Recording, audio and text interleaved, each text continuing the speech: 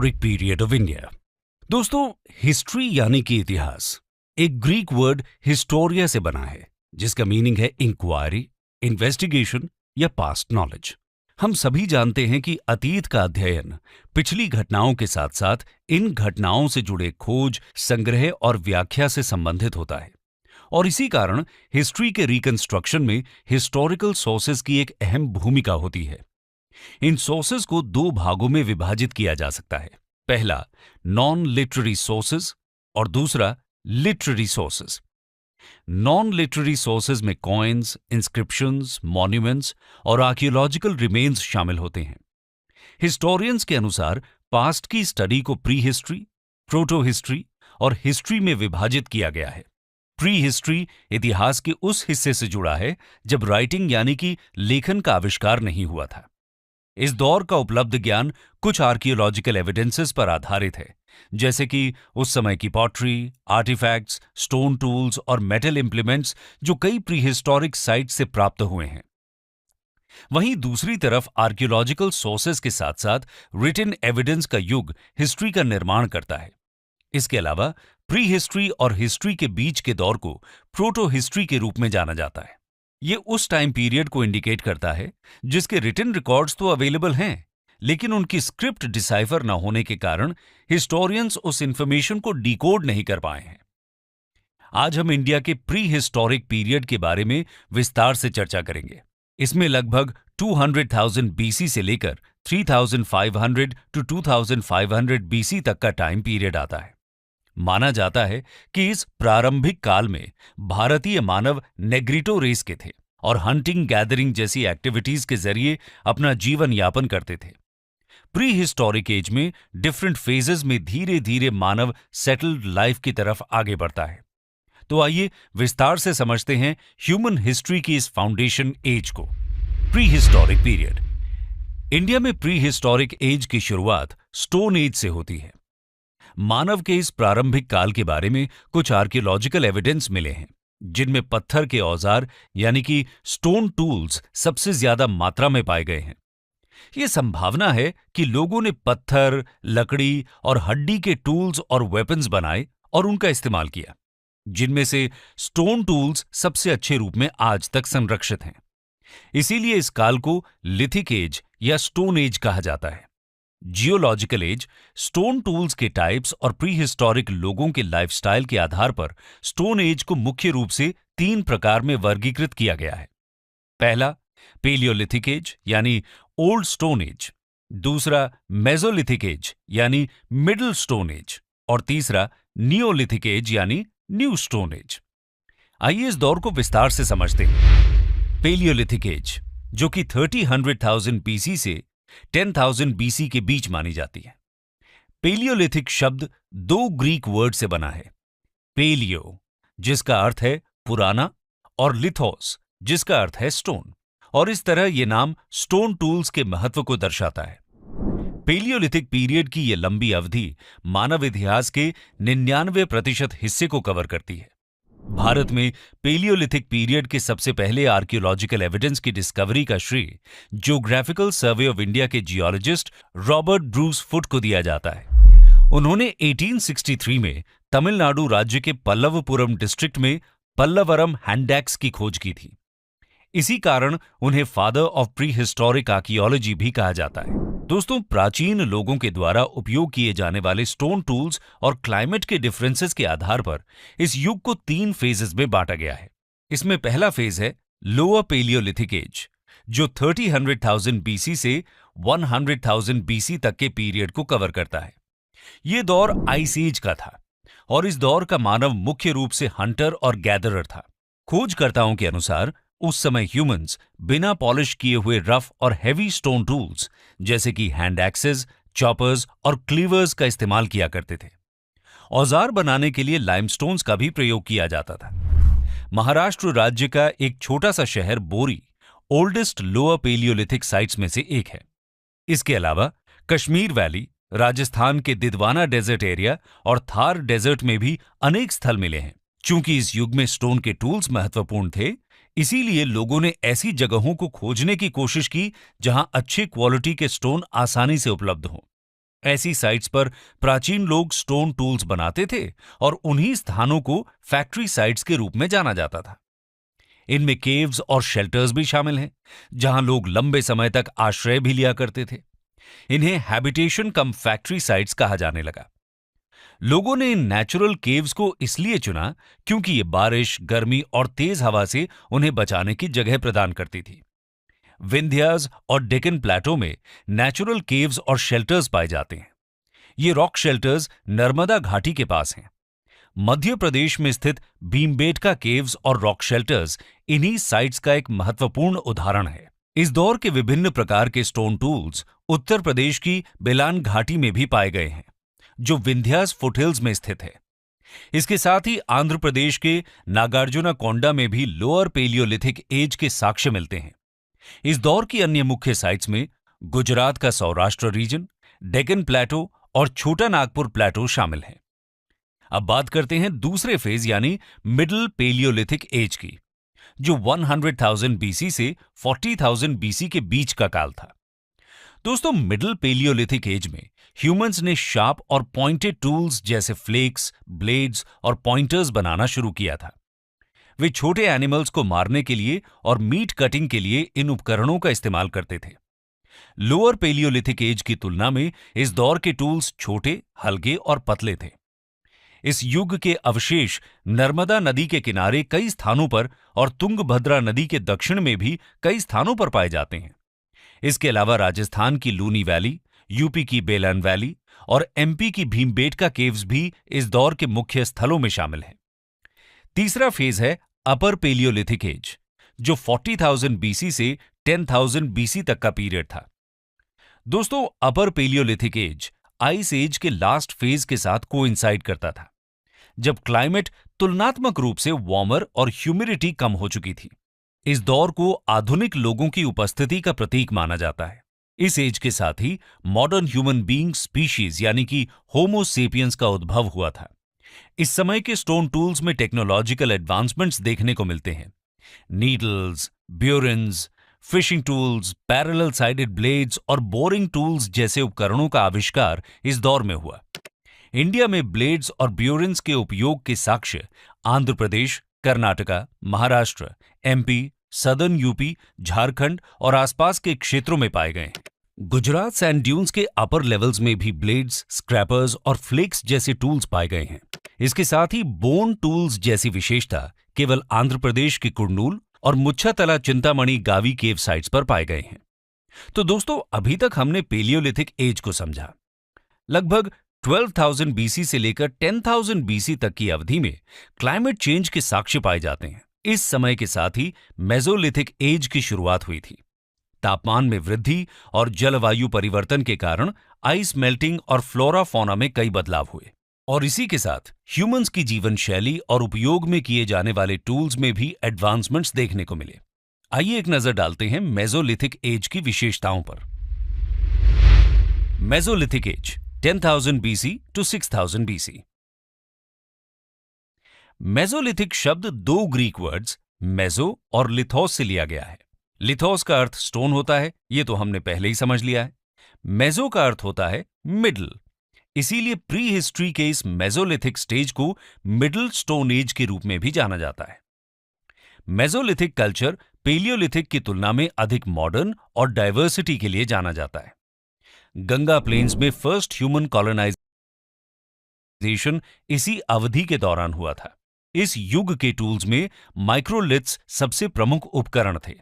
Microliths एक प्रकार के मिनिएचर स्टोन टूल्स थे, जो आमतौर पर क्रिप्टोक्रिस्टलाइन सिलिका या चर्ट जैसे फाइनली ग्रेन्ड रॉक से बने होते थे। इन माइक्रोलिथ्स का इस्तेमाल ह्यूमंस छोटे जानवरों और पक्षियों का शिकार करने के लिए किया करते थे। इसके अलावा इनका कॉम्पोजिट टूल्स बनाने के लिए उपयोग होता था। इन कॉम्पोजिट टूल्स का प्लांट गैदरिंग, हार्वेस्टिंग, ग्रेटिंग इत्यादि जैसे काम के लिए इस्तेमाल किया जाता था। उत्तर प्रदेश के मिर्जापुर डिस्ट्रिक्ट के रॉक शेल्टर्स में माइक्रोलिथ्स और अन्य मेसोलिथिक टूल्स की सबसे पहली खोज की गई थी। इसके अलावा राजस्थान का बागौर क्षेत्र सबसे बड़ी डॉक्यूमेंटेड मेसोलिथिक साइट्स में से एक है। बागौर कोठारी नदी पर स्थित है, जहां खुदाई में माइक्रोलिथ्स के साथ एनिमल बोन्स और शेल्स भी प्राप्त हुए। इसके साथ ही ये माइक्रोलिथ्स ताप्ती, साबरमती, नर्मदा और माही नदी की कुछ घाटियों में भी पाए गए हैं। जैसा कि हमने पहले देखा कि मेसोलिथिक युग का आरंभ क्लाइमेट चेंज के साथ हुआ था। तापमान की वृद्धि के कारण कई क्षेत्रों में ग्रासलैंड्स का विकास होने लगा, जिसके परिणाम स्वरूप डियर, एंटीलोप, गोट, शीप और कैटल यानी कि घास पर जीवित रहने वाले जानवरों की संख्या में वृद्धि हुई। जहां अभी तक ह्यूमंस हंटर गैदरर के रूप में जीवन बिता रहे थे, अब वो एनिमल डोमेस्टिकेशन, उनके फूड हैबिट्स और ब्रीडिंग सीजन्स के बारे में सीखने लगे। मध्य प्रदेश के आदमगढ़ में एनिमल डोमेस्टिकेशन का सबसे पुराना साक्ष्य मिलता है। डोमेस्टिकेटेड एनिमल्स में पहला वाइल्ड डॉग था। इसके अलावा शीप और गोट सबसे आम पालतू जानवर हुआ करते थे। मेसोलिथिक ह्यूमंस ने जानवरों की खाल के बने कपड़े भी पहनना शुरू कर दिया था। इसके साथ साथ मेसोलिथिक एज वो दौर था जब सबकॉन्टिनेंट के विभिन्न भागों में व्हीट, बार्ली और राइस सहित कई और अनाज प्राकृतिक रूप से उगने लगे थे। इसके अलावा मेसोलिथिक लोग आर्ट लवर्स भी थे और उन्होंने रॉक पेंटिंग्स की शुरुआत की। इन पेंटिंग्स की थीम ज्यादातर वाइल्ड एनिमल्स, हंटिंग, डांसिंग जैसी एक्टिविटीज को डिपिक्ट करती है।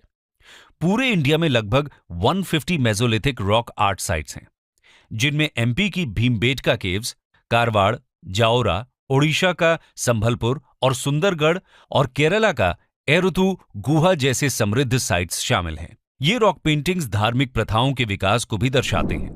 पेलियोलिथिक युग के विपरीत इस युग के लोग मृत्यु के बाद जीवन में विश्वास करते थे और इसीलिए उन्होंने ह्यूमन और एनिमल डेड बॉडीज को फूड आइटम्स और दूसरे वस्तुओं के साथ दफनाने का रिचुअल शुरू किया था। गुजरात में स्थित लंगनाज और वेस्ट बंगाल में स्थित बुरहानपुर भी महत्वपूर्ण मेसोलिथिक साइट्स में शामिल हैं।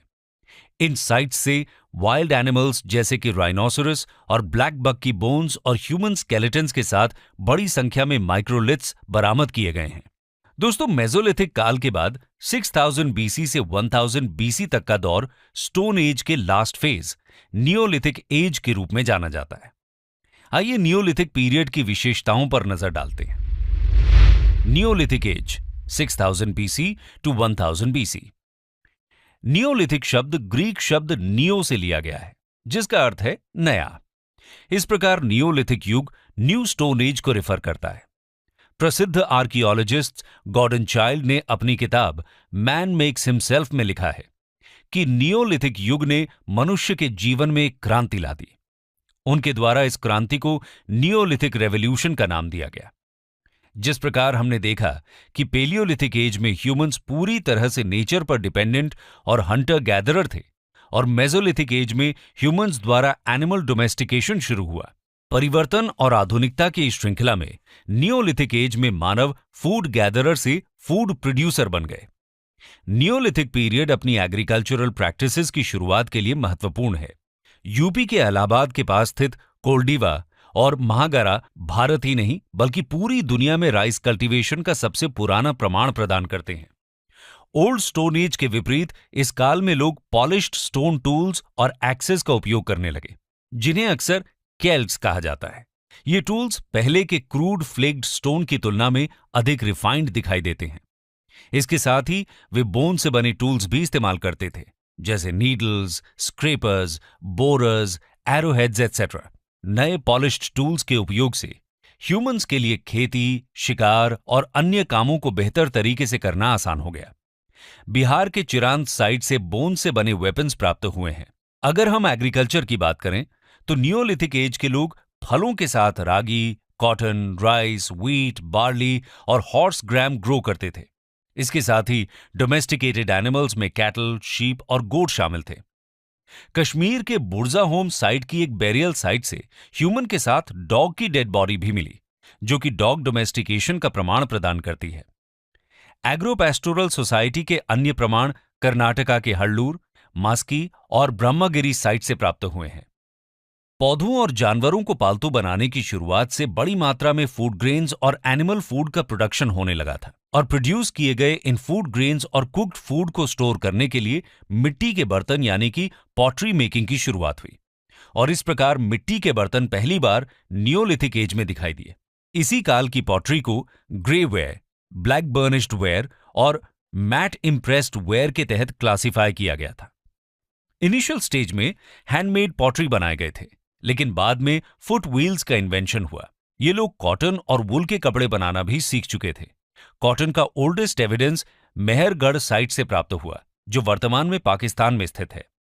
नियोलिथिक युग के लोग मिट्टी के बने रेक्टेंगुलर और सर्कुलर हाउसेज में रहते थे, और इस प्रकार फर्स्ट सेटल्ड सोसाइटी और अर्लीस्ट इंडियन विलेजेस की नींव नियोलिथिक एज में रखी गई थी। इसके साथ ही कश्मीर वैली में पिट ड्वेलिंग के साक्ष्य भी मिले हैं, जो ये बताते हैं कि यहां नियोलिथिक लोग पिट्स में रहते थे।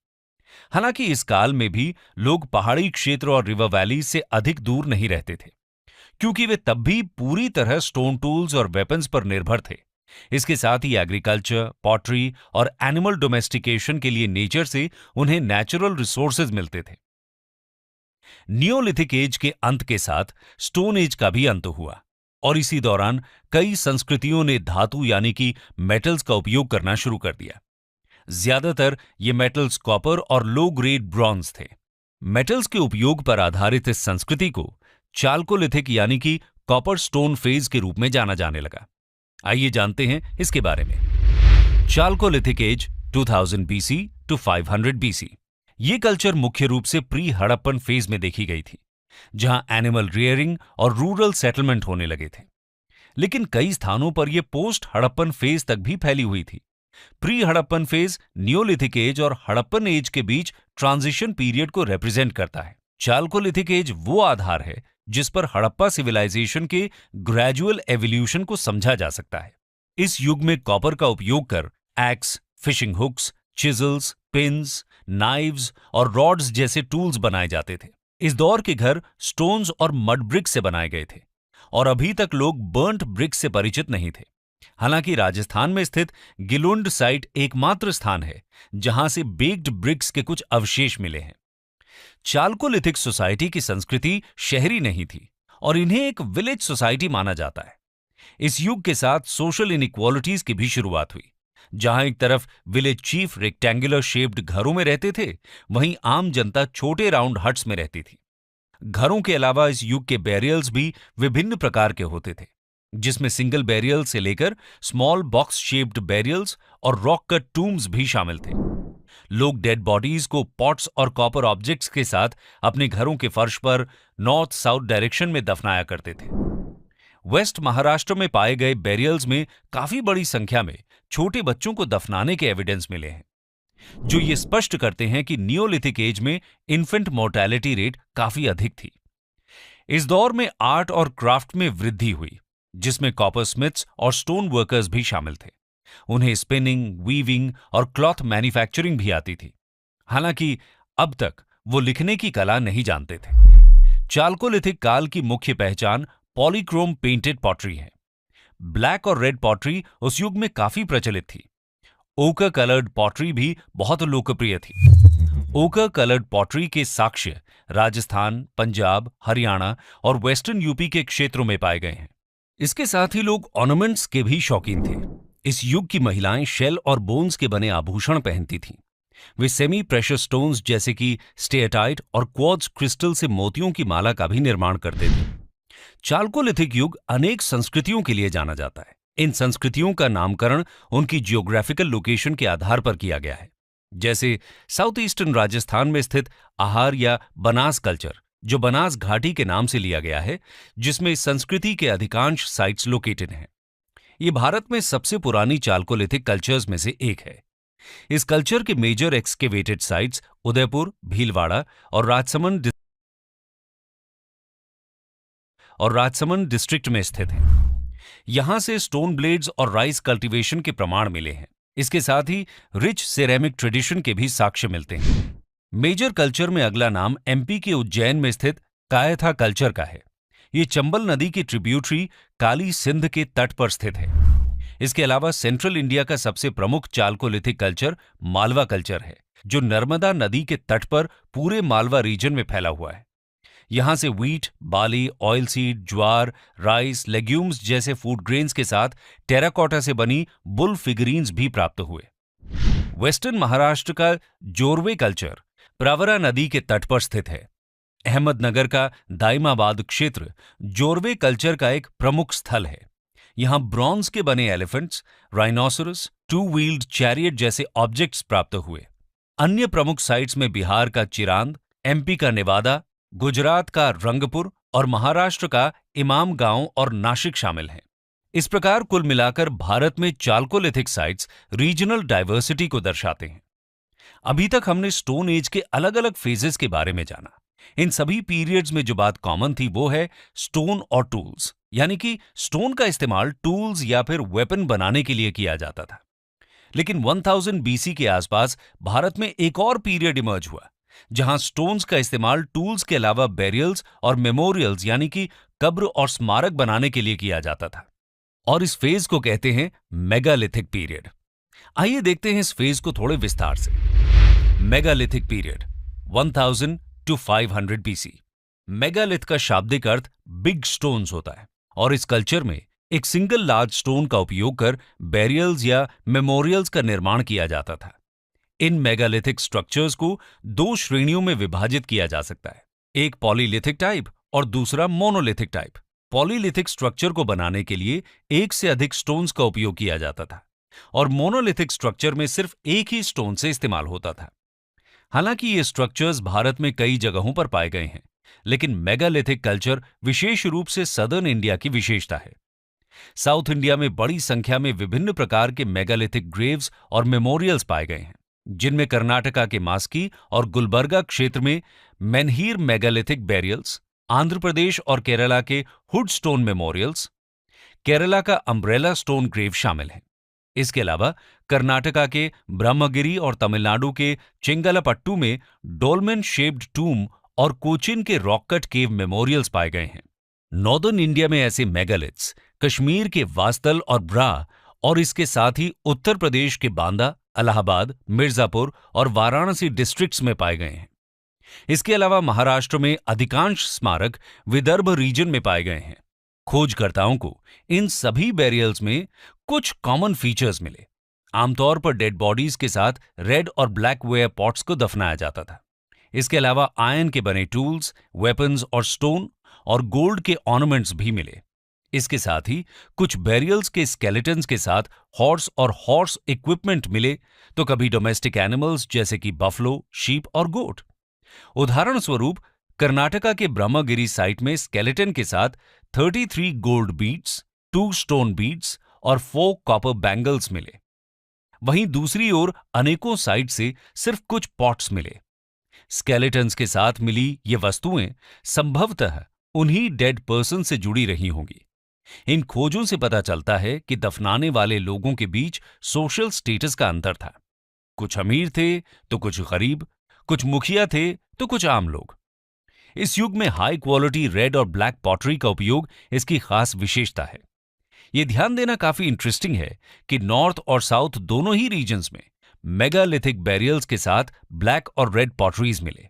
इन पॉटरीज में कुछ रीजनल वेरिएशंस भी जरूर दिखे, लेकिन इन्हें बनाने की तकनीक, उसकी साज सज्जा में कोई बड़ा अंतर नहीं था।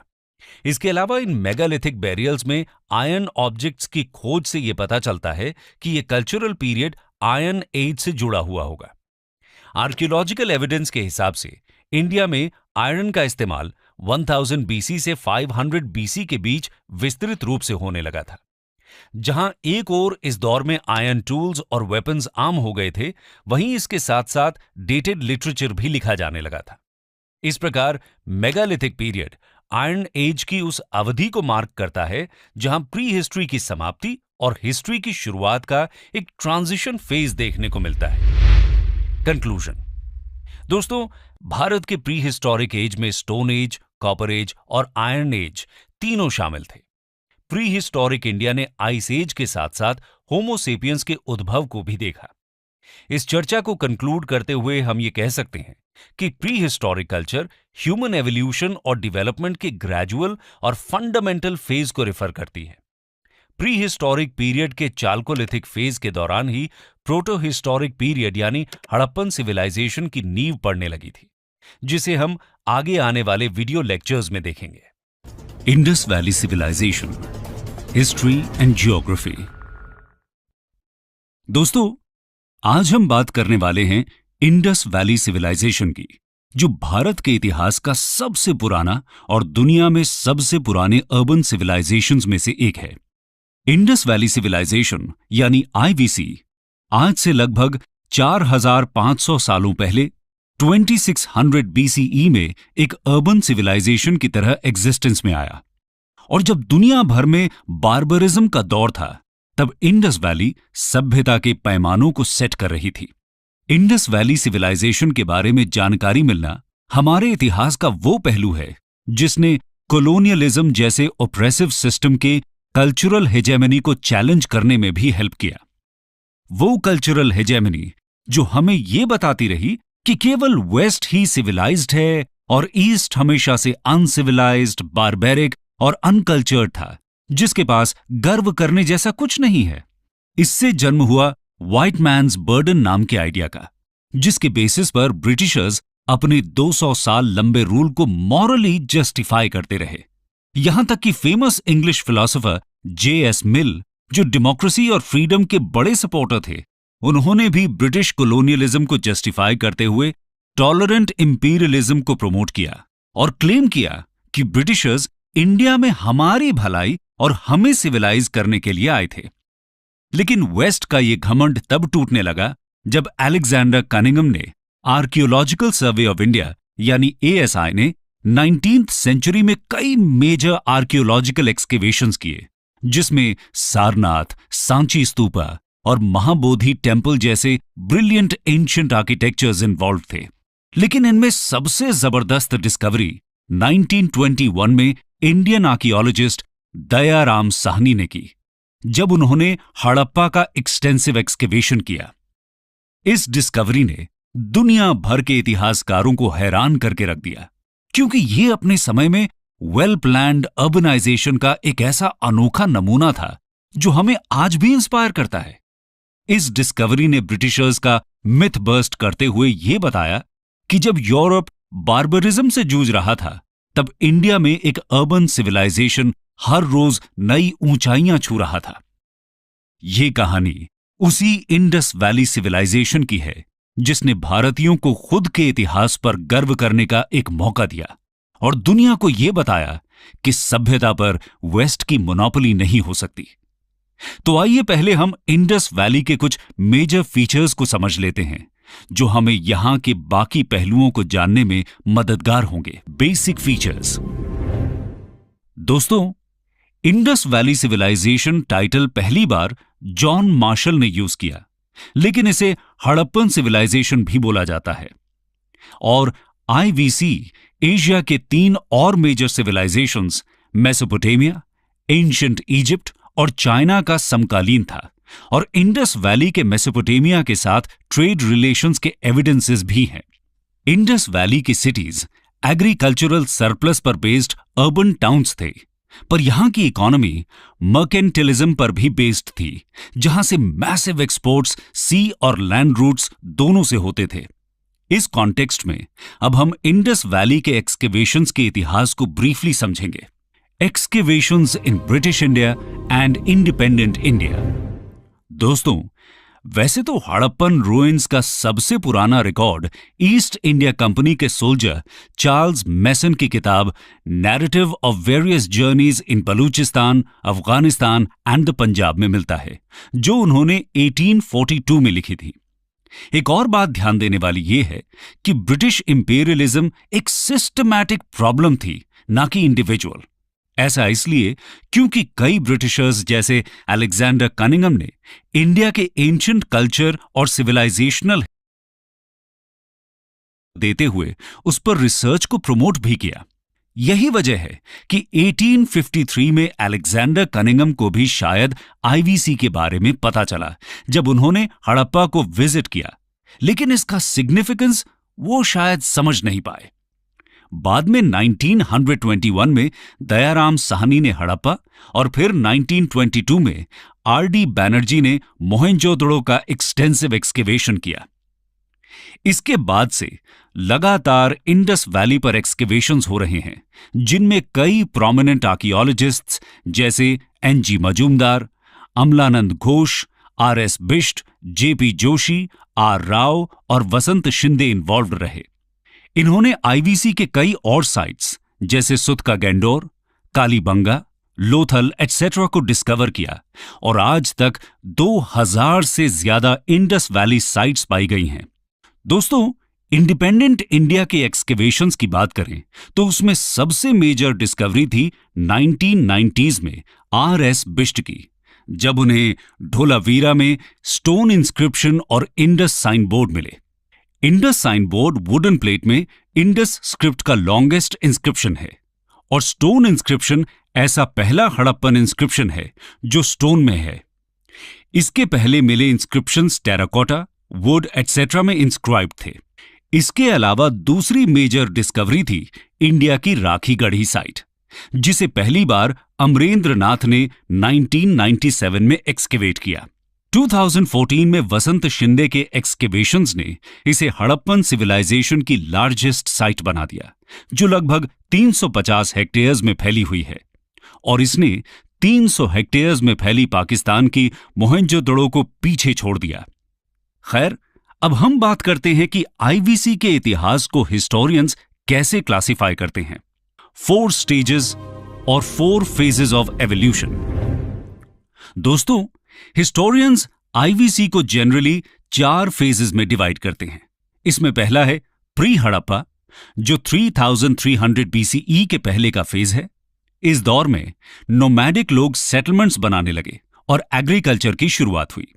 दूसरा है अर्ली हड़प्पा, जो लगभग 3300 बीसीई से 2600 बीसीई तक था।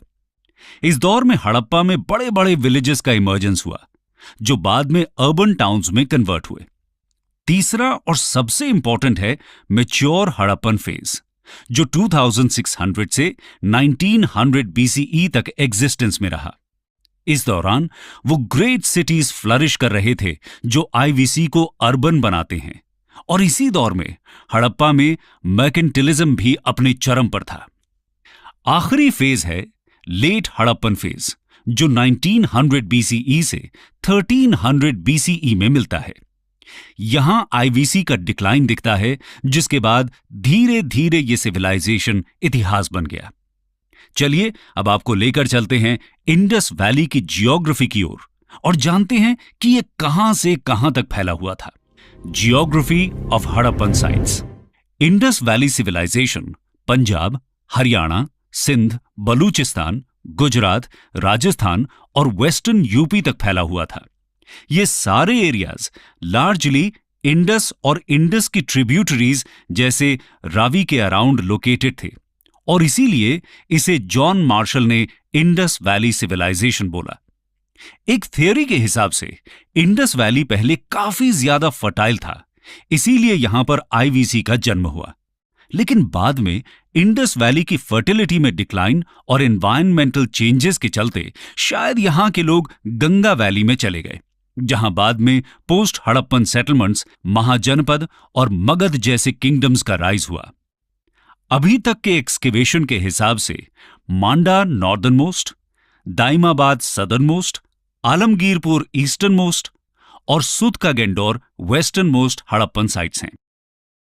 इंडस वैली में मिले 2000 से ज्यादा साइट्स में से ज्यादातर प्रेजेंट डे इंडिया और पाकिस्तान में है, लेकिन एक साइट शोरतुघाई अफगानिस्तान में भी है, जो शायद हड़प्पन्स का ट्रेडिंग कॉलोनी था। पोर्ट सिटीज में सुरकातोड़ा, लोथल, कुंतासी गुजरात में, अल्लादीनो, बालाकोट और सुत का गेंडोर जो अब पाकिस्तान में है नाम की साइट्स आते हैं, जहां से मेजर ट्रेड्स के एविडेंस सूसा और उर नाम के मेसोपोटेमियन साइट्स में मिले हड़प्पन सील्स हैं। इसके बाद हम चर्चा करते हैं हड़प्पन सिविलाइजेशन में हुए मेजर एक्सकेवेशंस की, जो यहां के इतिहास और समाज को इंटरप्रेट करने के लिए प्राइमरी हिस्टोरिकल सोर्सेज हैं। Major excavations. Town planning. IVC का सबसे इंटरेस्टिंग एलिमेंट है उसका टाउन प्लानिंग, जिसके ब्रिलियंस को हम मॉडर्न डे चंडीगढ़ और न्यू रायपुर जैसी प्लान्ड सिटीज से कंपेयर कर सकते हैं। यह खुद में एक अचीवमेंट है कि आईवीसी ने ऐसा टाउन प्लानिंग 4500 साल पहले इस्टेब्लिश किया था। आईवीसी के टाउन प्लानिंग का पहला मेजर फीचर यहां का स्ट्रैटिफाइड टाउन प्लानिंग है। कुछ साइट्स को छोड़ दें तो मोस्ट साइट्स के वेस्ट में एक फोर्टिफाइड सीटाडेल या किला मिलता है जो शायद रूलिंग क्लास के लिए था, और ईस्ट में छोटे ब्रिक हाउसेस जो शायद कॉमनर्स के लिए थे। ये यहां के सोशल स्ट्रैटिफिकेशंस को इंडिकेट करता है और बताता है कि समाज में स्टेटस और पावर के बेसिस पर डिविजन्स हड़प्पन टाइम से थे, पर ये डिविजन्स कास्ट सिस्टम की तरह नहीं थे। धोलावीरा में यह सीटाडेल पत्थरों का था और यहां एक मिडिल टाउन भी था जो शायद मिडिल क्लासेस के लिए था। एक्सेप्शंस में चान्हू-दाड़ो है जहां कोई सीटाडेल अब तक नहीं मिला है, और लोथल का सीटाडेल फोर्टिफाइड नहीं था बल्कि थोड़ा हाइट पर बनाया गया था। टाउन प्लानिंग का अगला ब्रिलियंट फीचर है ग्रिड सिस्टम, जहां हम मैसिव टेक्नोलॉजिकल इनोवेशंस के बावजूद आज भी वेल प्लान्ड टाउन्स के लिए संघर्ष कर रहे हैं। वहीं 4500 साल पहले हड़प्पन्स ने मिनिमल टेक्नोलॉजी यूज करके एक इंस्पायरिंग नमूना पेश किया है।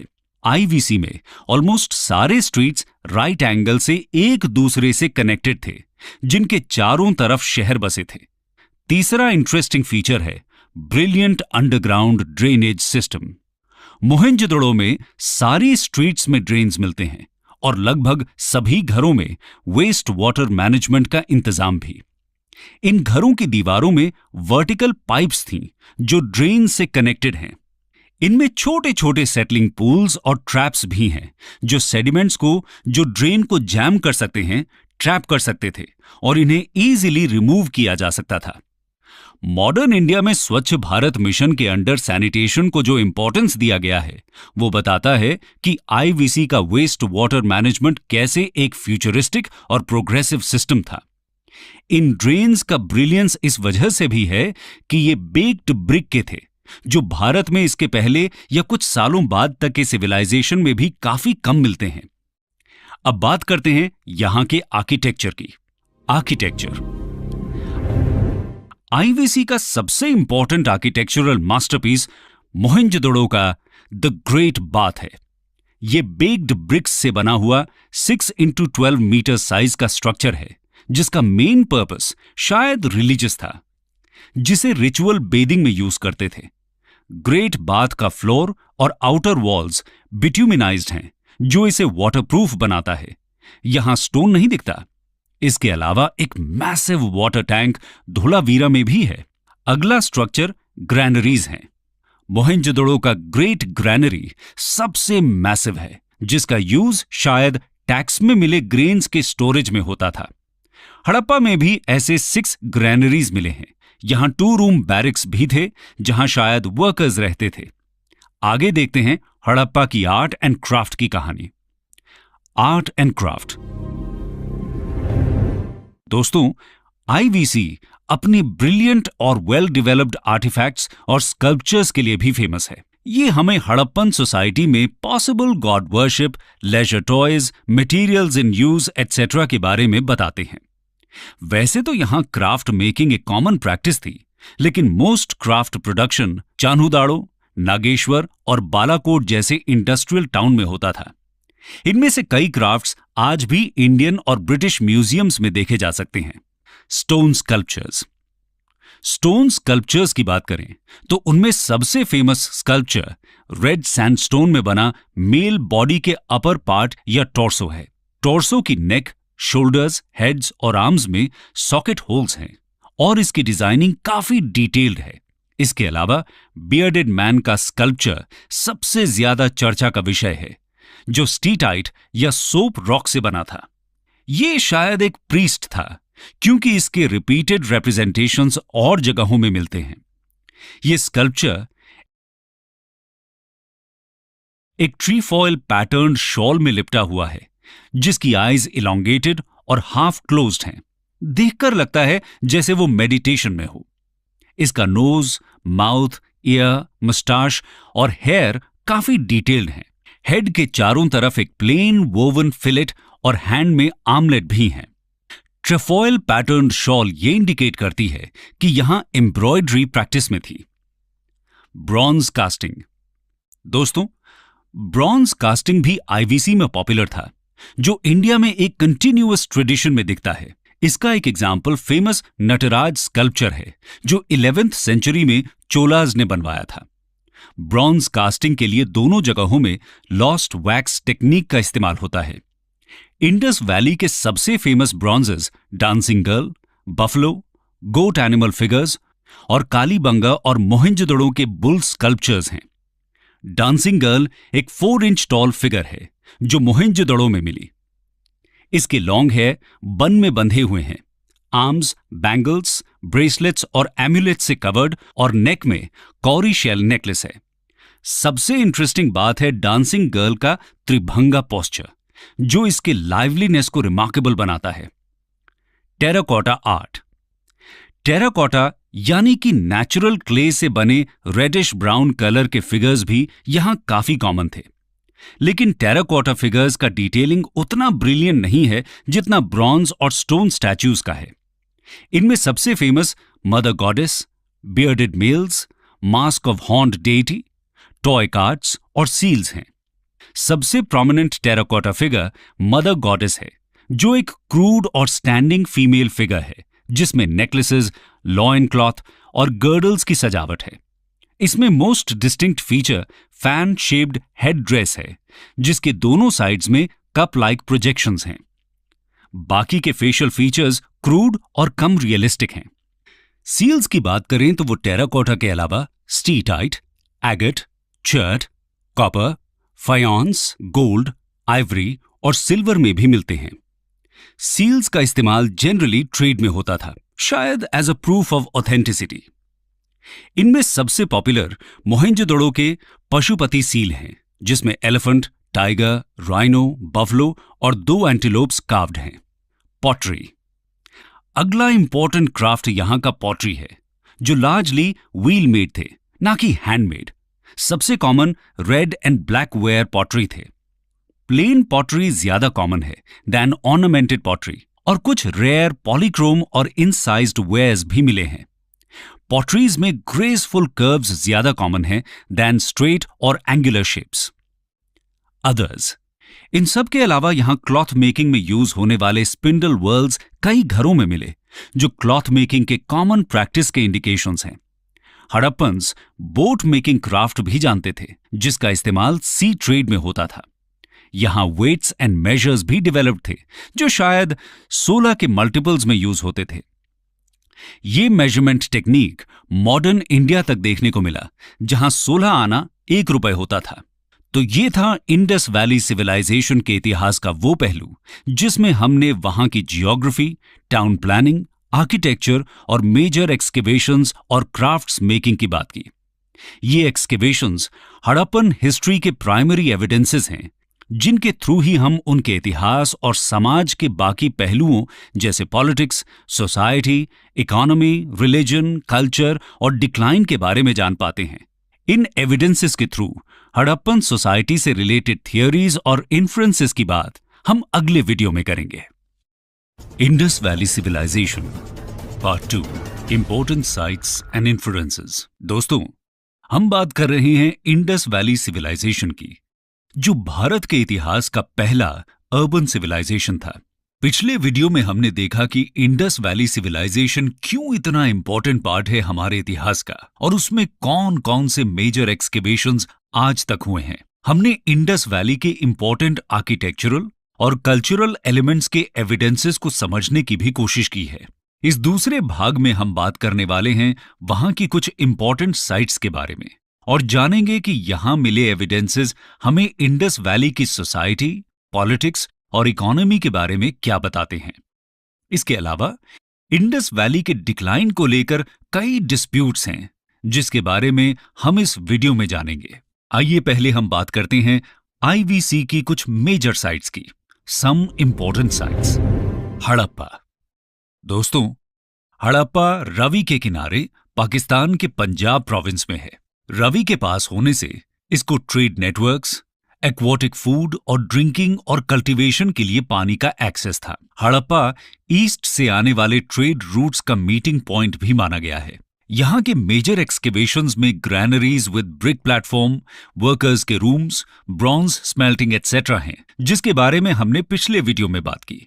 हड़प्पा इकलौती ऐसी साइट है जहां कॉफिन बैरियल्स का एविडेंस मिला है। अगला साइट है मोहेंजोदड़ो, जिसका English translation mound of the dead है, और ये इंडस के किनारे पाकिस्तान के पंजाब प्रोविंस के लरकाना में है। यहां पर the great bath, the great granary, bronze dancing girl, seal of Pashupati, statue of the bearded man, सबसे ज्यादा यूनिकॉर्न सील्स और वोवन कॉटन के पीसेस मिले हैं। मोहेंजोदड़ो एक यूनेस्को वर्ल्ड हेरिटेज साइट भी है। अगला साइट है ढोलावीरा, जो गुजरात के रन ऑफ कच्छ में है। रिसेंटली इंडियन गवर्नमेंट ने इसे यूनेस्को वर्ल्ड हेरिटेज साइट्स में इंक्लूड करने का प्रपोजल भी भेजा है। ये लार्ज रेजर्वायर्स और elaborate system of water harvesting के लिए फेमस है। चलिए अब समझते हैं हड़प्पन पॉलिटिकल सिस्टम से रिलेटेड थियरीज के बारे में। पॉलिटिकल सिस्टम, दोस्तों ये काफी इंटरेस्टिंग सवाल है कि कैसे इंडस वैली सिविलाइजेशन इतने पुअर कम्युनिकेशन सिस्टम्स के दौर में भी एक यूनिफॉर्म सिविलाइजेशन की तरह एग्जिस्ट करता रहा और इतने वास्ट एरिया में फैल गया। थियरी ऑफ सेंट्रलाइज्ड पॉलिटी के हिसाब से कुछ इतिहासकारों का मत है कि इंडस वैली का आर्किटेक्चरल मैग्निफिसेंस और यूनिफॉर्म ब्यूटीफुल स्कल्पचर्स यहां की रूलिंग क्लास की पावर को दर्शाते हैं। ये दिखाता है कि उनके पास मैसिव स्ट्रक्चर्स और ब्रिलियंट टाउन प्लानिंग के लिए लेबर और टैक्सेस मोबिलाइज करने की कैपेबिलिटी थी। यहां का पॉलिटिकल सिस्टम शायद एक सेंट्रलाइज्ड सिस्टम था, जिसकी वजह से ही आईवीसी कल्चर एक यूनिफॉर्म कल्चर था। इसके अलावा इन टाउन्स में मिले सिटाडेल्स ही शायद सीट ऑफ पावर थे, और मोहेंजोदड़ो की ग्रेट ग्रैनरी स्टेट का ट्रेजरी, जहां टैक्स के रूप में कलेक्टेड ग्रेन्स रखे जाते थे। Political system mature Harappan phase में अपने चरम पर था और सबसे ज्यादा वेल डेवलप्ड भी। कई सारे शहर काफी अच्छे से फोर्टिफाइड थे और पूरा एरिया वेल पॉपुलेटेड। लेकिन यहां ऑर्गेनाइज्ड मिलिट्री के प्रूफ्स नहीं मिलते हैं, पर शायद एक स्टैंडिंग आर्मी एग्जिस्ट करती थी, क्योंकि सोल्जर्स के डिपिक्शंस कई स्टोन्स में हैं। यहां किसी भी तरह के टेंपल का आर्कियोलॉजिकल एविडेंस न मिलना यह इंडिकेट करता है कि शायद यहां प्रीस्ट्स का रूल नहीं था और पॉलिटी सेक्युलर थी। यहां के रूलर्स के लिए ट्रेड एंड कॉमर्स ज्यादा इंपॉर्टेंट था दैन कॉन्क्वेस्ट्स, और शायद ये रूलर्स लार्जली मर्चेंट्स थे। लेकिन पॉलिटी के बारे में ये इन्फरेंस कंक्लूसिव नहीं है, क्योंकि दूसरी थियरी के हिसाब से शायद यहां सिंगल सेंट्रलाइज्ड स्टेट नहीं था, बल्कि हड़प्पन सिटीज में अलग अलग रूलर्स थे जो हर अर्बन सेंटर को रिप्रेजेंट करते थे, शायद वैसे ही जैसे मिडीवल इटालियन सिटी स्टेट्स जैसे फ्लोरेंस, वेनिस, जेनोआ, मिलान एटसेट्रा थे। खैर, किसी भी पॉलिटिकल सिस्टम के लिए यह जरूरी है कि वहां की इकोनॉमी भी स्ट्रॉन्ग फाउंडेशंस पर बिल्ट हो। इसलिए अब हम चलते हैं यहां की इकोनॉमी की तरफ। Economy, agriculture. दोस्तों, इंडस वैली में एग्रीकल्चर मेन इकोनॉमिक एक्टिविटी थी, जिसका मेजर कारण इंडस वैली की फर्टिलिटी था। ये फर्टिलिटी इंडस के हर साल ओवरफ्लो की वजह से थी, जिसका एविडेंस बर्न्ड ब्रिक्स के वॉल्स में है जो फ्लड कंट्रोल के लिए यूज होते थे। इंडस वैली के मेन क्रॉप्स में व्हीट, बार्ली, राय, सेसमम, मस्टर्ड और पीज हैं, लेकिन लोथल और रंगपुर में राइस के एविडेंसेस भी हैं। आईवीसी के बारे में एक इंटरेस्टिंग बात यह है कि शायद ये कॉटन प्रोड्यूस करने वाले सबसे पहले लोग थे। बुने हुए कॉटन का एविडेंस हमें मोहेंजोदड़ो से मिला है, और लगभग हर घर में स्पिंडल व्हील्स ये बताते हैं कि वीविंग एक कॉमन प्रैक्टिस थी। यहां किसी भी तरह के मेटल के हल या प्लाव का एविडेंस नहीं मिलता, लेकिन राखीगढ़ी और कालीबंगा के प्लाउड फील्ड्स इंडिकेट करते हैं कि शायद वुडन प्लाउज से यहां प्लाउइंग होती थी और स्टोन के कटिंग टूल से हार्वेस्टिंग। इरिगेशन के लिए शोरतुगा कहीं भी मेजर कैनाल्स का एविडेंस नहीं है, लेकिन छोटे वाटर टैंक्स जरूर थे। कालीबंगा के फील्ड्स ये भी बताते हैं कि वहां एक साथ 2 क्रॉप्स ग्रो की जाती थीं। इसके अलावा एनिमल डोमेस्टिकेशन भी कॉमन था, जिसमें ox, buffalo, goats, sheep, pigs और हम्प्ड बुल मेन एनिमल्स हैं। यहां के लोग डॉग्स, कैट्स, एलिफेंट्स, राइनोज से भी अवेयर थे। डोंकी और कैमल्स का यूज प्लाउइंग और ट्रेड में होता था। सबसे चौंका देने वाली बात यह है कि हड़प्पन्स हॉर्स से अवेयर नहीं थे, क्योंकि उस पर कोई कंक्लूसिव एविडेंस नहीं मिला है। मोहेंजोदड़ो में एक टेराकोटा का हॉर्स लाइक क्रीचर और सूरकोटड़ा में हॉर्स लाइक एनिमल के स्केलेटन्स हैं, लेकिन ये दावा नहीं कर सकते कि वो हॉर्सेस ही हैं। खैर, विवाद से अलग ये तो साफ है कि फ्यूचर सिविलाइजेशन से अलग हड़प्पन सिविलाइजेशन हॉर्स सेंट्रिक बिल्कुल नहीं था। एग्रीकल्चर के अलावा ट्रेड एंड कॉमर्स भी हड़प्पन इकोनॉमी का क्रूशल कंपोनेंट था। तो आइए अब हम हड़प्पन ट्रेड एंड कॉमर्स के बारे में जानते हैं। Economy, trade and commerce. Granaries में मिले सील्स, यूनिफॉर्म स्क्रिप्ट और वेट्स एंड मेजर्स यहां ट्रेड का इंपॉर्टेंस दिखाते हैं। इस ट्रेड में लोथल इंपॉर्टेंट पोर्ट था जो गल्फ ऑफ खंबाट में है। ट्रेड लार्जली बार्टर सिस्टम पर बेस्ड था, यानी कि यहां करेंसी यूज में नहीं थी। आईवीसी के कमर्शियल लिंक्स टाइग्रिस और यूफ्रेटीज रिवर्स तक मिलते हैं। मेसोपोटामिया के रिकॉर्ड्स मेलुआ नाम के सिविलाइजेशन का जिक्र करते हैं, जिसमें दिलमुन यानी Bahrain, Kuwait, Qatar, eastern Saudi और मगन यानी ओमान इंपॉर्टेंट ट्रेडिंग साइट्स थे। मेलुआ शायद इंडस वैली के लिए ही यूज होता था। हड़प्पन्स के इंपॉर्टेंट ट्रेडिंग गुड्स में terracotta pots, gold, silver, metals, beads, seashells, pearls, coloured gemstones जैसे लैपिस लैजुलाई और टर्कोइस इंक्लूडेड हैं। शोर्तुगाई लैपिस लैजुलाई के लिए, Lothal carnelian trade, Khetri mines copper import, Afghanistan tin और सिल्वर इंपोर्ट और साउथ इंडिया गोल्ड ट्रेड के लिए फेमस थे। चलिए अब समझते हैं कि हड़प्पा में सोसाइटी और रिलीजन के बारे में आर्कियोलॉजिकल एविडेंसेस हमें क्या जानकारी देते हैं। सोसाइटी, तो जानते हैं सोसाइटी के बारे में। यहां के समाज में शायद एक वेल एस्टैब्लिश्ड सोशल हायरार्की थी, जो सिटाडेल और लोअर टाउन्स की एग्जिस्टेंस में दिखता है। सोशल डिफरेंशिएशन यहां के रेजिडेंशियल स्ट्रक्चर्स के डिफरेंसेस में भी है। कुछ स्ट्रक्चर्स छोटे और कुछ बड़े हैं। गुड क्वालिटी सील्स और स्कल्पचर और पुअर क्वालिटी टेराकोटा फिगर्स भी यहां के सोशल डिफरेंशिएशन का इंडिकेशन है। वैल्यूएबल मटेरियल्स के रेयर ऑब्जेक्ट्स भी मोस्टली बड़े सेटलमेंट्स में मिले, यानी यहां एक रीजनल डिवाइड भी था। फॉर इंस्टेंस, फायोन्स के मिनिएचर पॉट्स सिर्फ हड़प्पा और मोहेंजोदड़ो में हैं, लेकिन कालीबंगा जैसी साइट्स में नहीं। हड़प्पन्स के फैशन सेंस को भी काफी प्रेज किया जाता है, जो यहां के वाइड स्प्रेड बीड्स और ऑर्नामेंट्स में दिखता है। इन बीड्स में necklaces, fillets, armlets, fingerings, earring etcetera included हैं, जो प्रेशियस मेटल्स, जेमस्टोन्स, बोन्स और बेक्ड क्ले से बनते थे। बीड इंडस्ट्रीज चान्हुदाड़ो और लोथल में फ्लरिश कर रही थी। ये फैशन सेंस यहां के अलग अलग तरह के क्लोथ्स, हेयर स्टाइल्स और बियर्ड में भी दिखता है। लिपस्टिक, कॉस्मेटिक्स और फेस पेंट के एविडेंसेस भी हैं, जो मॉडर्न डे में भी फैशन आइटम्स हैं।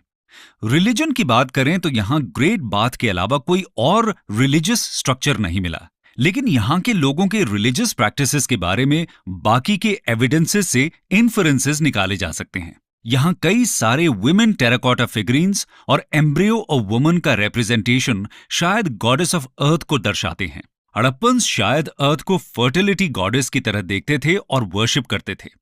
इसके अलावा पशुपति महादेव भी शायद एक डेटी थे, जो एक सील में 3 हॉर्न्ड हेड के साथ यौगिक पोस्चर में दिखते हैं। इसके अलावा स्टोन के बने फैलस वर्शिप के एविडेंसेस भी हैं। हड़प्पन्स शायद ट्री वर्शिप भी करते थे, क्योंकि हमें एक डेटी का डिपिक्शन पीपल के ब्रांचेस में मिलता है। एनिमल वर्शिप का सबसे important evidence 1 horned unicorn seal है। कई और एनिमल्स का सील्स में रिप्रेजेंटेशन भी एनिमल वर्शिप को इंडिकेट करता है। यहां एम्युलेट्स का मिलना बताता है कि शायद ये ईवल फोर्सेस में भी विश्वास करते थे। इन सब के बाद सवाल ये उठता है, क्या हड़प्पन कल्चर में लैंग्वेज का एग्जिस्टेंस था? चलिए आइए देखते हैं। Language and script. दोस्तों, हड़प्पन सिविलाइजेशन में लैंग्वेज की बात करें तो ये एक प्रोटो हिस्टोरिक सोसाइटी थी, यानी यहां रिटन एविडेंसेस तो मिले, लेकिन स्क्रिप्ट डिकोड नहीं हुई है। हड़प्पन्स ने आर्ट ऑफ राइटिंग को इन्वेंट तो किया, लेकिन ये शायद अंडर डेवलप्ड थी। हड़प्पन स्क्रिप्ट लार्जली पिक्टोग्राफिक है, यानी उसमें अल्फाबेट्स की जगह डायग्रामेटिक सिंबल्स हैं। इनकी राइटिंग स्टाइल को बूस्ट्रोफिडॉन बोलते हैं, जो राइट टू लेफ्ट और फिर लेफ्ट टू राइट लिखी जाती थी। एंशिएंट सिविलाइजेशंस में बेरियल प्रैक्टिसेस को भी काफी इंपॉर्टेंस दिया जाता है, इसलिए अब हम हड़प्पन बेरियल प्रैक्टिसेस के बारे में जानेंगे। The burial practices.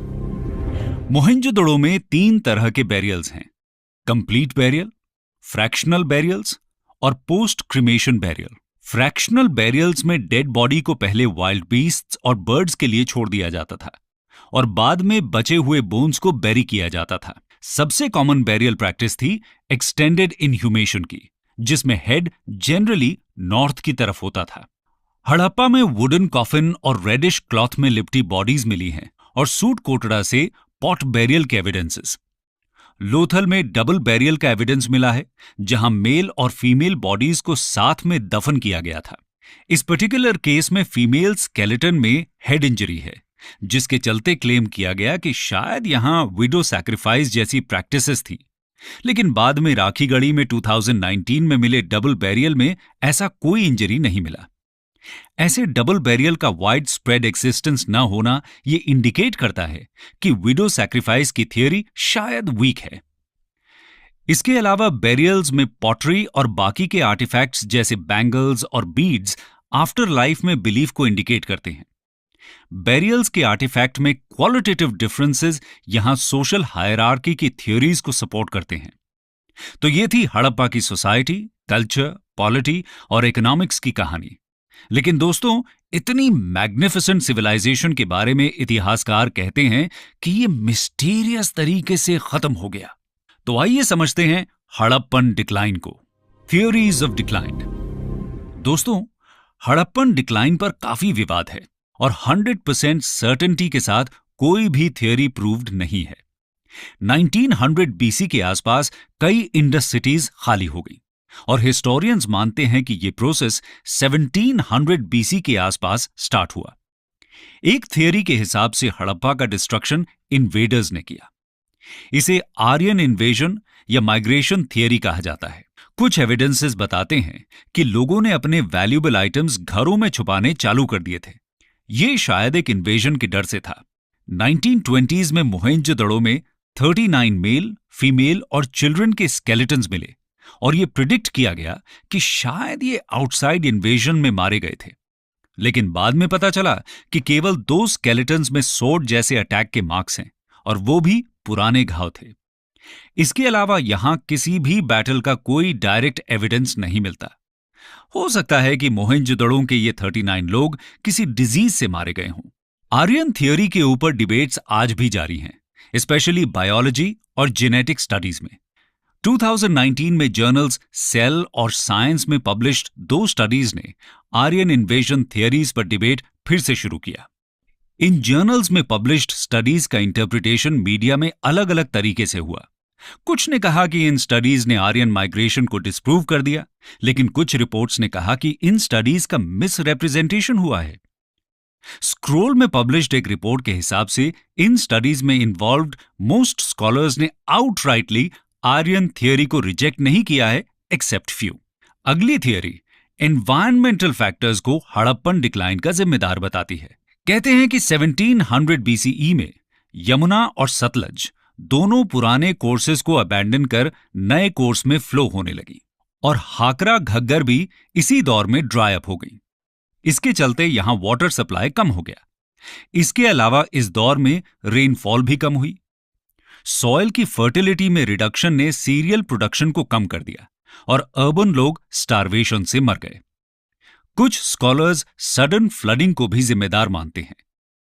Rochester Institute of Technology के मैथमेटिशियन और साइंटिस्ट निशांत मलिक ने Chaos an interdisciplinary journal of nonlinear science में क्लेम किया कि क्लाइमेट चेंज हड़प्पा के डिक्लाइन का मेन कारण था।